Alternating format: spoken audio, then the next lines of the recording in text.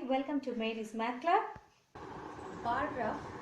From this name, we can understand that what the picture is looks like in our mind. That is bar shaped things, means rectangular shaped things, and it is yes. That bar graph is looks like a rectangle, but with same equal width. All the bar should be with equal width, and different gap between two bars will be equal. That means equi-space, equi-width rectangular bar, and the length of the bar will indicate the value. It is more or less, like that. With an example, we can make it more clear this idea. See, here is an example. Average marks of a class in different subjects are English is 60, Physics 70, Math 50, Biology 80 and Chemistry 40. So we have to plot this in the graph. In the case of bar graph, every rectangle, already I told you that the shape is looks like a bird, and all the bird will start from a common baseline. Common baseline, or you can say here it is x-axis. But from it's not that always all the bar graph will start from the horizontal axis. It maybe starts from the vertical axis also. But here we will do starting from the horizontal axis, and we are taking horizontal axis as the baseline of all the bars. Now, how we will show these data in the graph? First, see, there is 5 subject. Okay, so we are plotting this 5 subject and the baseline. That means on the horizontal lines. So first, as I told that this is a bar, it's a rectangular shape, and all the rectangles width will be same. So for same width, first I am writing for English. This bar will show the English subject, then physics,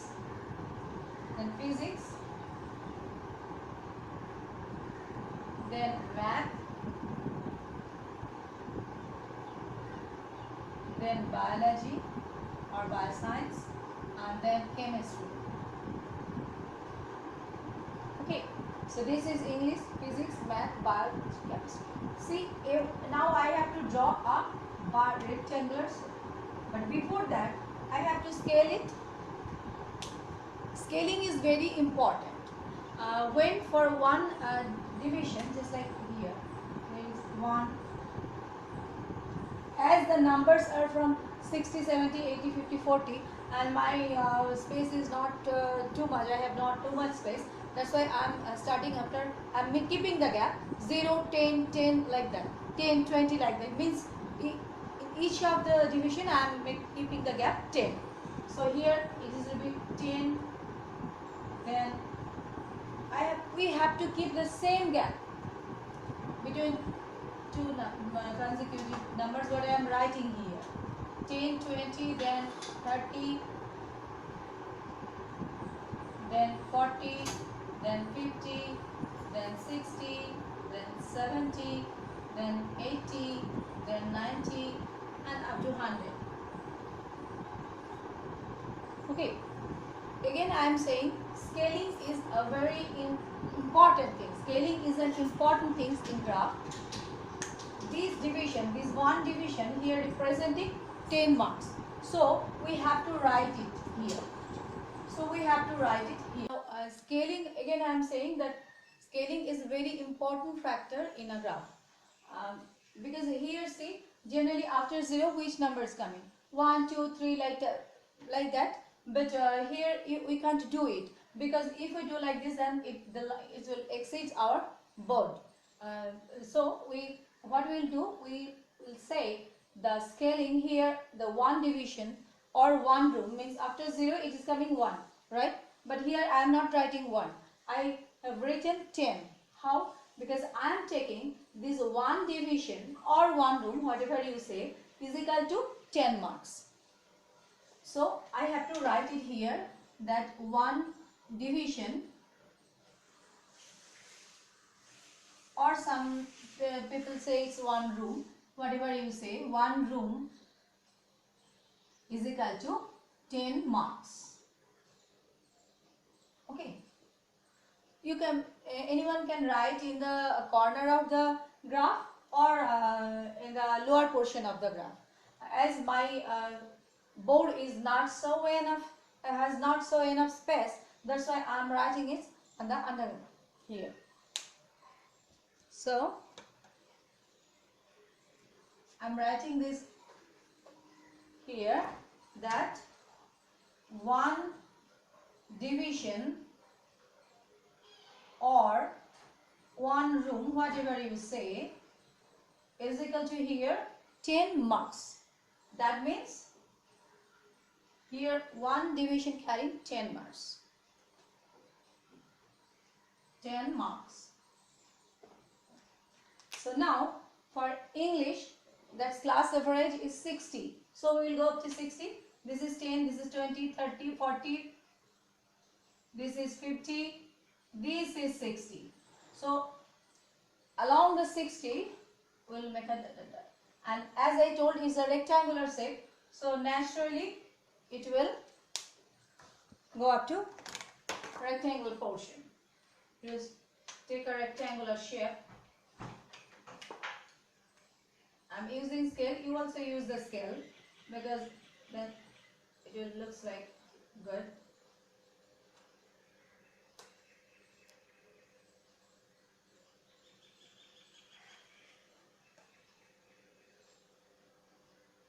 See, these rectangles width and the next rectangles width. All the rectangles width will be same. Width will be same, but the height will be difference. And for next, physics.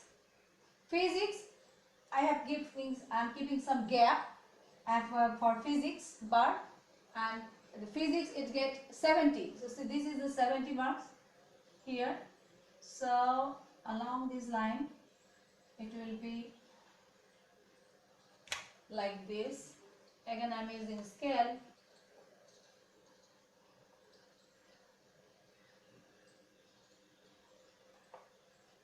First, whatever you will do, you will keep the equi-space between whenever you are writing the character or along this line, and then make the graph bar.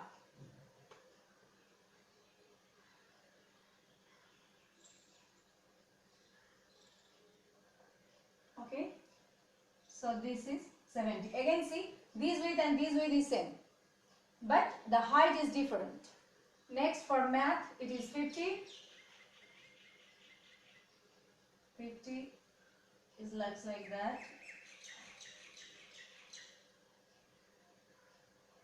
So again, I am doing this.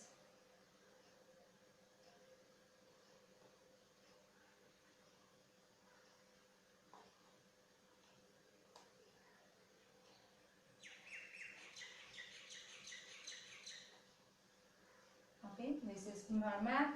Then for bio, it is 80. This means here. So according to the scale, it will be.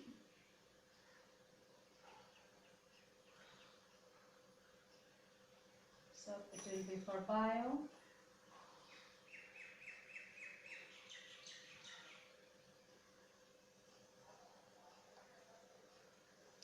So this is for biology. I'm doing this.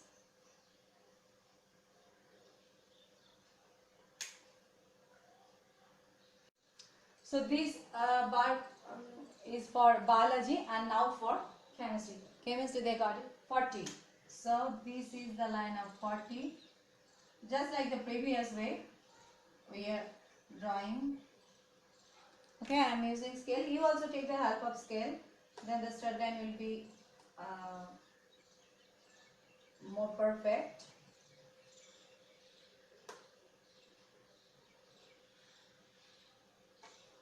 So our bar, this is our bar graph.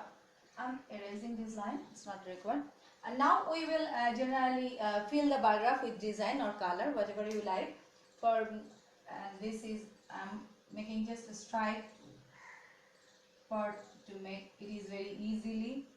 It will not take too much time. That's why for saving my time I'm just giving a stripe. Okay. And from the picture, see, from this picture easily we can understand which subject marks is more and which subject marks is less and lowest also. So it's very easy to figure out the data from this graph. And one thing, always keep it in mind that any graph, its one target is that the picture should be, means the graph should be eye-catching and such a way that people can understand it very clearly, that which is more, which is less, which two things are equal, all these things. So graph should be neat and very clearly visible, clearly understandable, that what is the difference between the variables or between the data, what is more, what is less, and what these things. And from here we can understand very easily what is there. And I have written here, and generally for any diagram, just like for pie chart or anything, we give a title or heading, and here we will write the heading that average class marks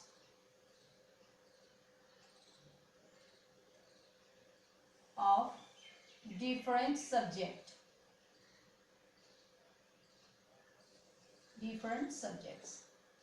So this is our bar graph. Again I am saying that scaling is very important. Though there is different type of scaling, like this is normal scaling, this is generally called simple scaling or normal scaling, logarithmic scaling or ratio scaling. Different type of scaling is there, but generally we use normal scaling more. And whenever you are using the scaling, must write what you are saying about the division. If one division is equal to 1, then it is if you don't write, that is also okay. But if this is different, just like here, that one division is here representing 10 marks. So if one division is equal to 1 marks, then if you don't write, that is also okay, because generally the number is coming 1 2 3 4 0 1 2 3 4 like this. So it is just in a consecutive, normal consecutive way it is going on. But if it is different, then you must write what is one division for, means the scaling, because here it is one division for one room. Sorry, here it is one division or one room for 10, representing 10 marks. But in many cases it can happen that one division is representing 1000 or 1500. So it is very important to write this scaling when that is not normally going 1 is equal to 1. Okay, so this is our graph. Again, see, and I hope you will like it and enjoy it to do it. It is very easy, and always keep it in mind that all the width of the rectangle will be equal and the gap between the rectangles will be same, equispace. And don't draw the bar rectangle or of bar or from the y-axis, adjacent to it y-axis. And what I am saying, that this is y-axis and you are writing like this bar. No, it's look like odd. So keep a space between y-axis and the bar, and then start it and along the way like this. This is x-axis. Generally we write the characters x-axis and the numbers here. So this is our bar graph. Hopefully you like it. Keep watching Maths Math Club.